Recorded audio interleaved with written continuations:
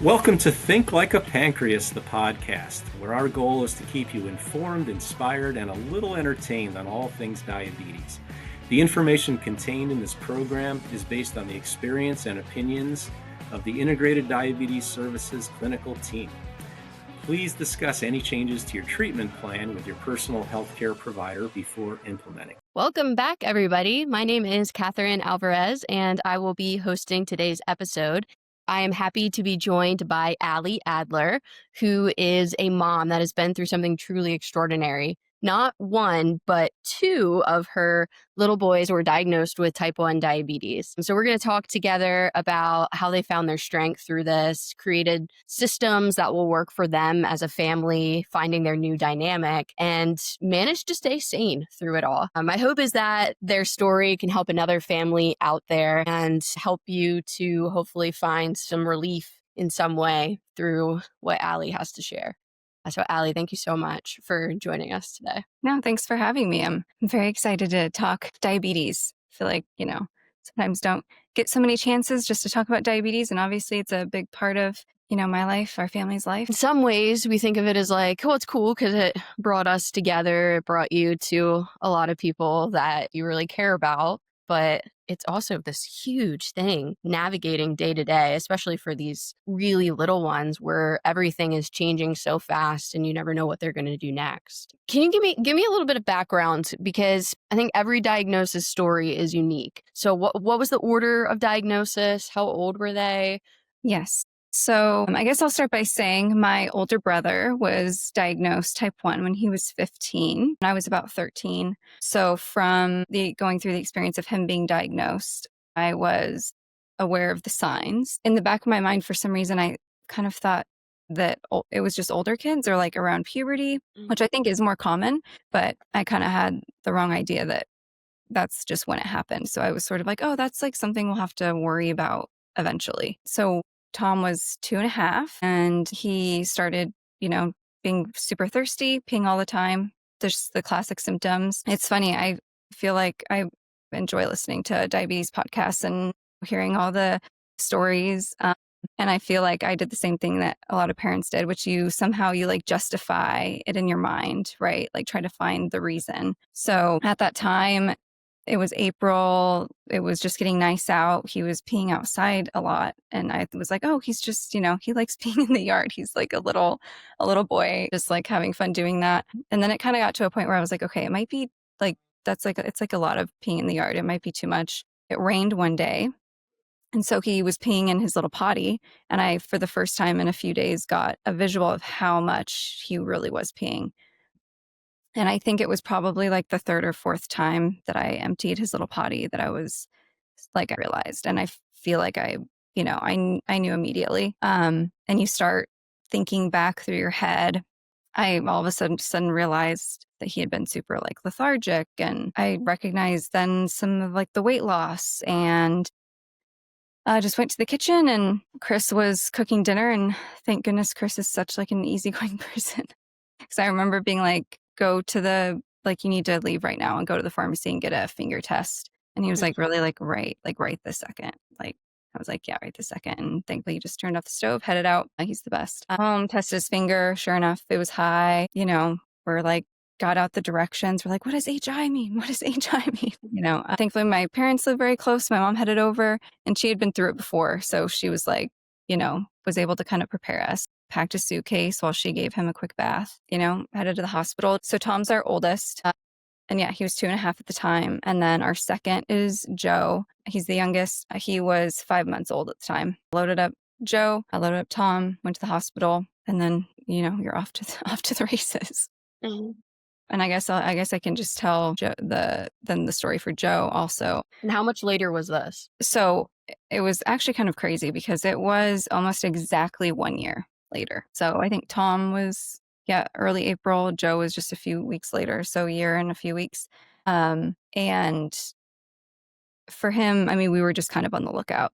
He was 18 months. I actually had like the trial net box sitting on the counter because we were like, all right, when he turns 2, we're going to do that. But we were definitely, you're just on the lookout. And I remember it was just one night he was walking around just with a diaper on, and we noticed, Chris and I just sort of like both looked at each other. We're like, that's a big diaper. Chris grabbed the finger kit, but you're not ever really thinking, you're like, it's not going to happen to us, Test his finger. Sure enough, it was like 170. And I think we kept testing after that. I think he had like just had dinner and it went to, I think, up to 300. But then by the time we got to the hospital, it was down. I think he was just in like the 90s at that point.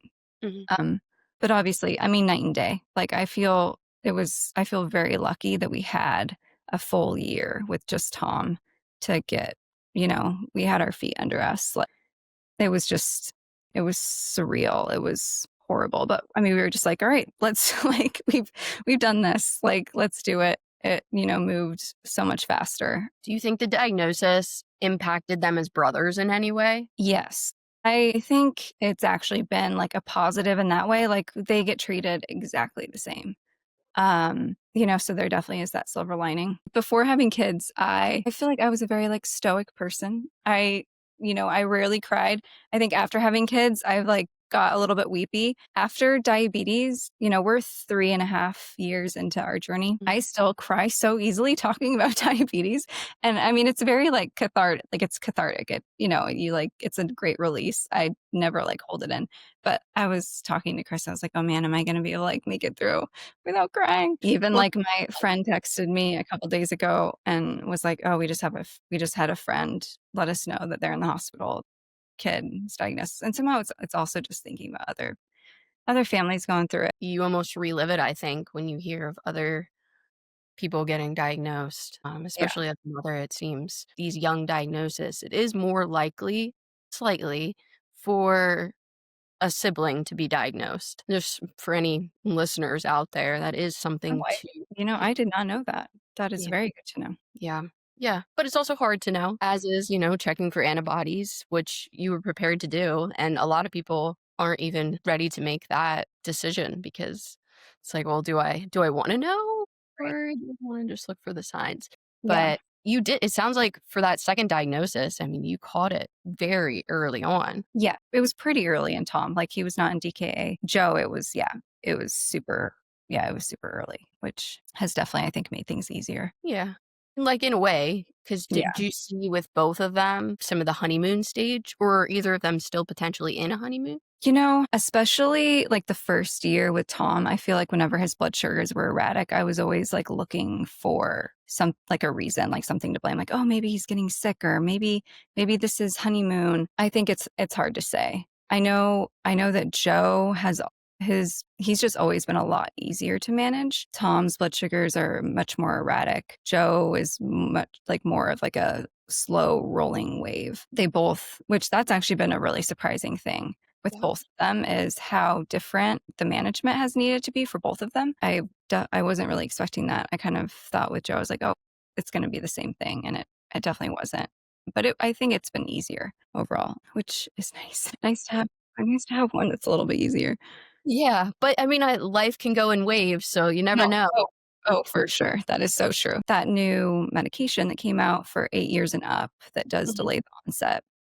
So I feel like if you're a parent and you're debating, doing the trial net and finding out, once they are 8, there is that option, to at least delay. Is that something you would have done, do you think, had it been able to have been used that young? I think so. Yeah. For sure. But it definitely, I mean, every family is different. Like I know my brother, and it's funny, I actually like just talked to him about this recently. He's chosen, he doesn't want to know. That brings him more comfort. They just finger test occasionally. And I totally get that side. We wanted to know. And I think that makes sense for families too. So either way, but yeah, absolutely. I think we all have different ways of handling situations and what's gonna feel the best in each scenario. But it's so crazy how different everyone's diabetes is. It's just, you're living with it. Yes, you're somewhat of an expert, but you just, if you woke up the next day living someone else's type 1 life, it's just everything shifts. I realized that. And this is going to be something really cool for us to talk about. So I was working with a lot of young people as a diabetes care and education specialist. And not that I thought parents were like exaggerating. I just thought in some scenarios, maybe like they weren't actually accurately carb counting, or they were inserting something incorrectly, or, just or making excuses of like Oh, for sure. some different things. And then I took on an opportunity to become kind of like a clinical nanny to a family. And when I moved down, I came from Pennsylvania into Florida to help with them in person. And he was 3 at the time. And I very quickly learned that everything is it's all just crazy. Like, it's one day is truly different from the next in these little ones. And you have to learn to adapt and adjust and know what to do with settings. And you just have to be okay with sometimes things just not making any sense whatsoever for what the reason is behind some of these blood sugar outcomes. Like, you do everything right is such an exaggeration with these little ones. You do everything right and everything goes wrong. It's just kind of frustrating. Yeah. No, that's so comforting to hear. And I feel like that doesn't get talked about enough. I know, like, my brother, which I love it for him. He's at the point, he's had it for 25 years. Mhm. It's not a big deal. Yeah. And we'll like really be in it. And sometimes I'm just like, I know, like, I really think it's harder to. Yeah. Me too. I really do. So I was diagnosed at 12, and it's like these little, like a 0.05 when you're like 12, 13, 14, 15, it's like nothing. Like, it doesn't make any difference. But when you're 2, 3, 4, everything makes a big difference. So if like that dose is off by the smallest amount, things are messed up. Yeah. Yeah. We went through that with Tom. It was interesting, not with Joe. Joe, for whatever reason, his insulin needs were higher and kind of went up pretty quickly. They've like stabilized. But Tom, I mean, we were doing like that little top, like the plunger line for shots, which is like, just like the littlest. Yeah, smallest you can possibly. Which is just crazy to look back on. But yeah, so Well, you were diagnosed at 12. Can you just tell a little bit about your diagnosis story? Or yeah. So my diagnosis was definitely like an awkward stage of my life because, at 12, you just want to fit in. You don't want to stand out in any way. So I kept it a secret from like everyone I possibly could. The early on comments that I got from the people that did find out were very embarrassing. It was things like, oh, did you eat too much sugar? And that's definitely not fun for a 12-year-old to hear.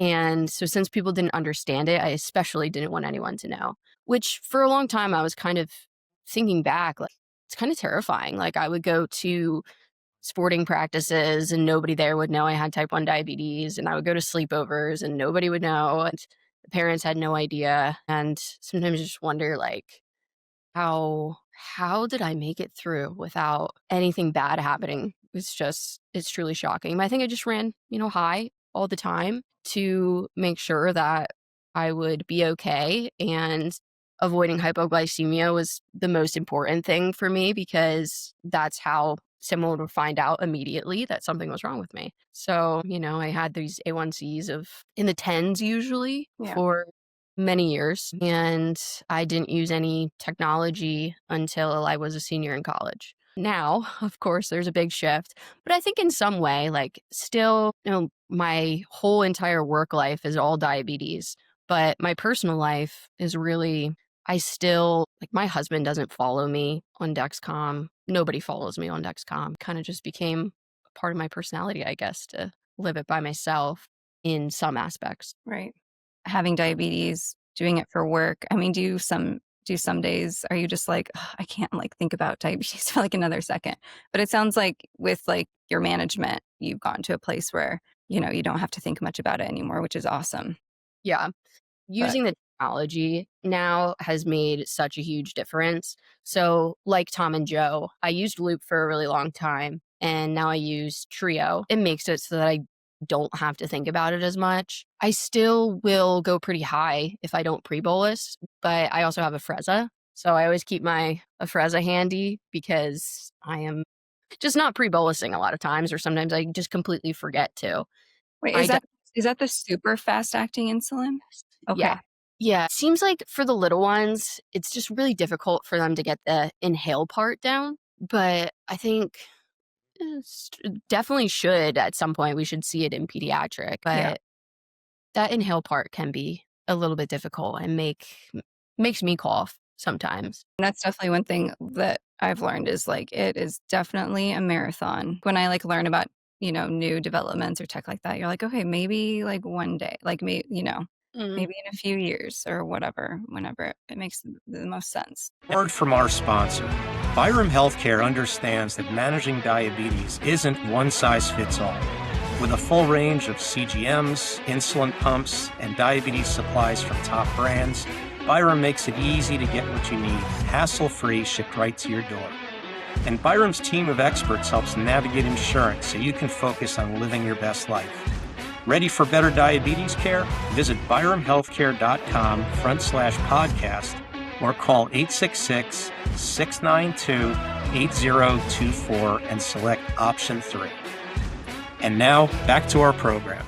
What was your technology? What has your journey been so far with the tech? So Tom was MDI for about 9 months. And then we went to Omnipod, and then we did manual for, I think it was almost like 6 months. Mhm. But yeah, so he was pumping by the time Joe was diagnosed. So I'm glad that we had made it that far, because every step we've taken has made things a lot easier, but we have been taking it kind of slow. And then we got Joe.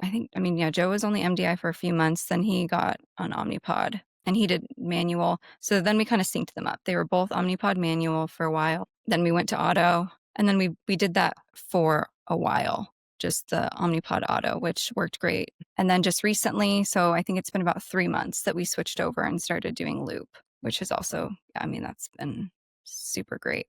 We're still in like the learning phase, but especially for Tom, loop has been amazing. And during that journey, XCOM, G6, then G7, one of our biggest challenges was actually that Tom, we really struggled with the Dexcoms with him. We limped along for so long with the G6. We would just have tons of sensor errors. It felt like any time that he was outside of the range of like 100 to like 150, it was just like super erratic, couldn't trust it. Early failures, just hours of sensor error. It was really frustrating.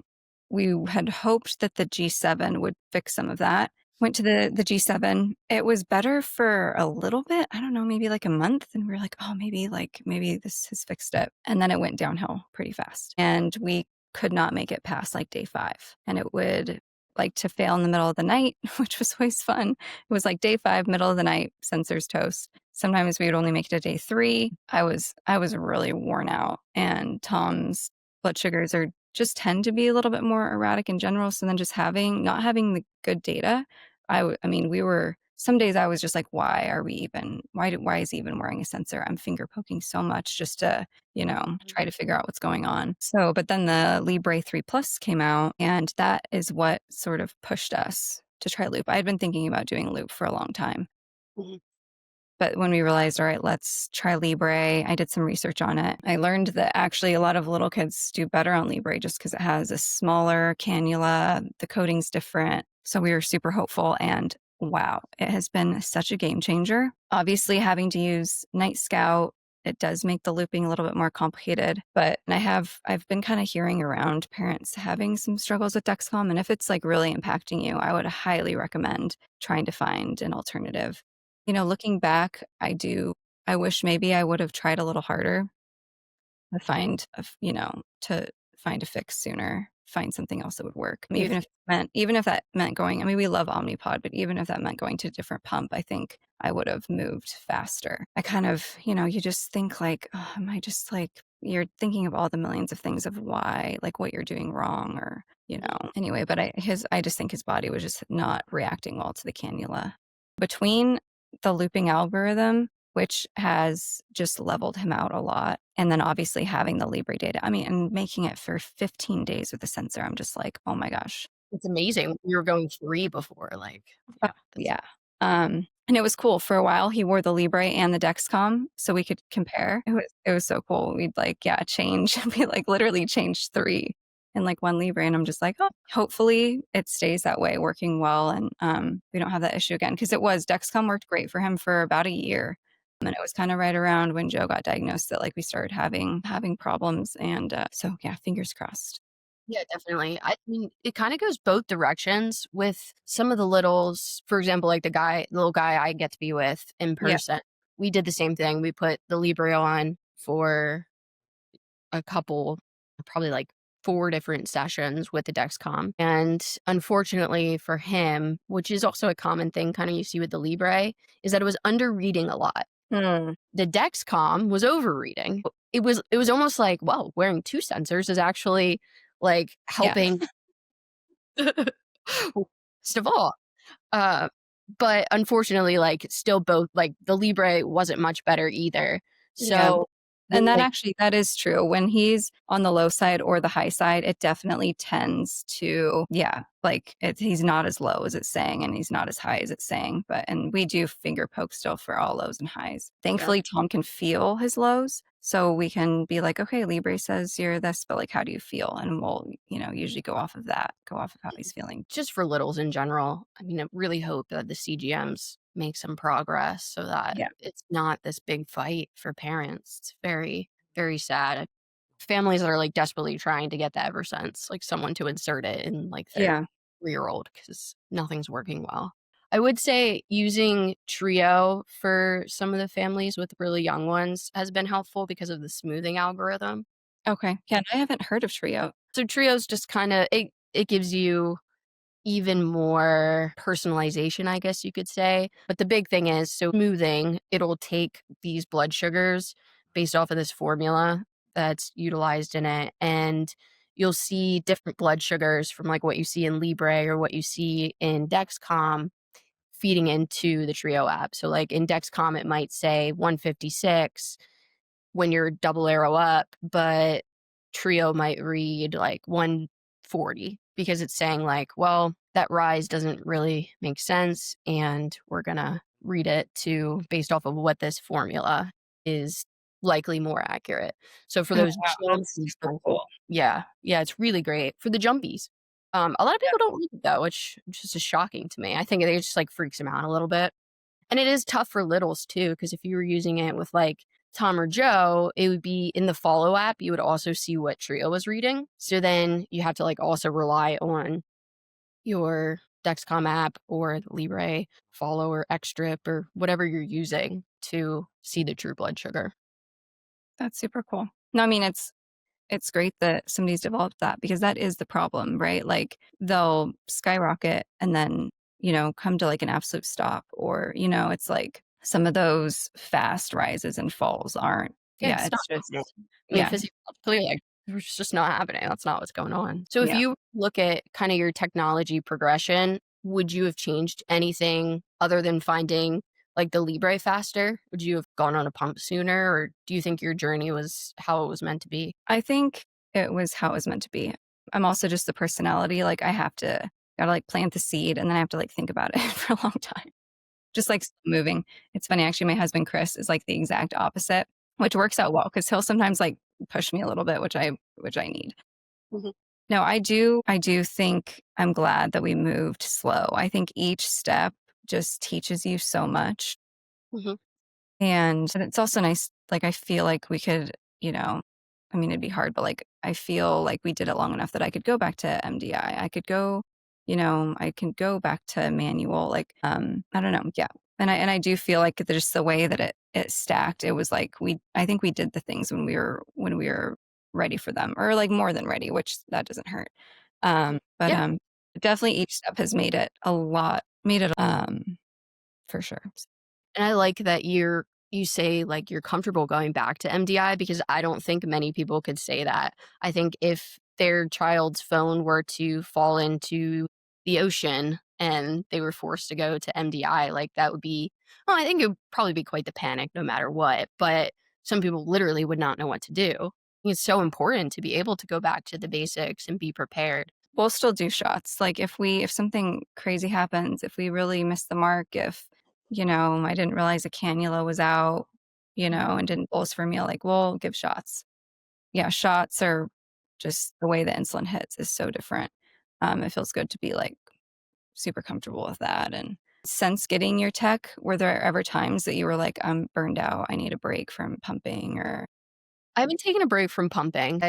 I can definitely see and understand like the need for tech breaks. Yeah. I definitely find with a lot of like the college students I work with that they tend to require the tech breaks. With the tech, in a way, like diabetes is really in your face, where when we didn't have it, it's not so much in your face. And I just feel like maybe we didn't have as much of a mental burden. And I'm sure like the mental burden, and right now it's really on you and Chris, but mostly you for all of it right now. So it's a lot for you. I feel like, as a mother, you probably feel like, you have to take it on for them, but I'm sure that's Yeah. challenging. Well, it has been such a pleasure talking to you, and thank you for joining us on the Think Like a Pancreas, the podcast, and we look forward to having you come back to listen to more. Awesome. Thank you. Thanks for tuning in to Think Like a Pancreas, the podcast. If you enjoyed today's episode, don't forget to like, follow, or subscribe on your favorite podcast app. Think Like a Pancreas, the podcast is brought to you by Integrated Diabetes Services, where experience meets expertise, passion meets compassion, and diabetes care is personal because we live it too. Our team of clinicians, all living with type 1 diabetes, understands the challenges firsthand. We're here to help no matter where you are in the world. From glucose management to self-care strategies, the latest tech, sports and exercise, weight loss, type 1 pregnancy, and emotional well-being, we've got you covered. We offer consultations in English and Spanish via phone, video chat, email, and text. Want to learn more? Visit integrateddiabetes.com or email info@integrateddiabetes.com to schedule a consultation. On behalf of Think Like a Pancreas, the podcast, I'm Gary Shiner, wishing you a fantastic week ahead. And don't forget to think like a pancreas.